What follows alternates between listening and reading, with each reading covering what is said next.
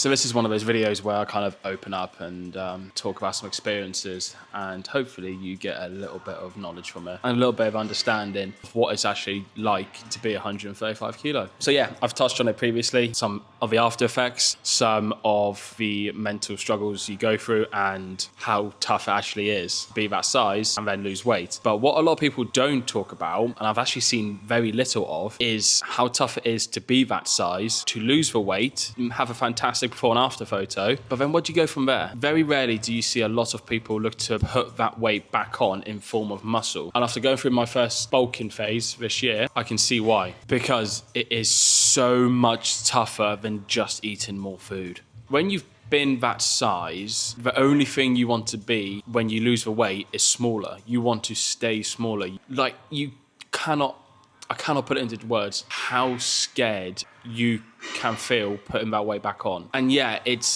you get a lot of people going, oh, you got to eat to grow, you got to eat to grow. Yeah, you have to eat to grow.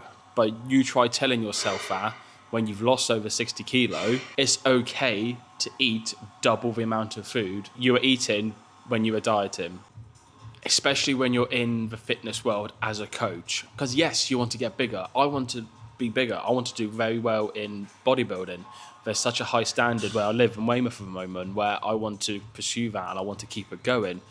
But to do that, I know I need to put on size. It's okay telling this and this that I need to put on size, I need to eat more to put on muscle. But I'm trying to tell Jack, the person, the human, for some of you who are watching this, the bubbly lad who's been working pubs for 12 years, it takes such a mental toll to do well. Because yes, you're eating more, yes, you're putting on size, yes, you're going to look better in the long run. All you see is the short-term gains. All you see is the little bit of body fat you will gain, unfortunately, when you're adding muscle. And trying to tell yourself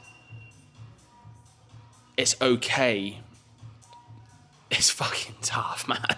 Because there's such a perception in the fitness world of you've got to look the part to be a coach. You've got to look the part to be a PT. And yeah, I get that to an aspect. I believe you do have to look in relatively good shape. So you're constantly fighting that internal battle of, okay, I want to get big. I want to do well in my own personal goal. Then I also want to continue to look the part for a coaching perspective, for a personal training perspective, so that my clients and potential clients don't think I'm some kind of fraud. I don't think there's enough emphasis on the mental struggles and mental fight it takes to lose 60 kilo to then look to put a good chunk of it back on in muscle rather than body fat. I'm constantly comparing myself to where I was 5.5 years ago when I was 135 kilo to where I got down to. And I don't think it's, and again, I have not seen it documented of someone losing the weight to then totally transform their life by putting some weight back on to look bigger.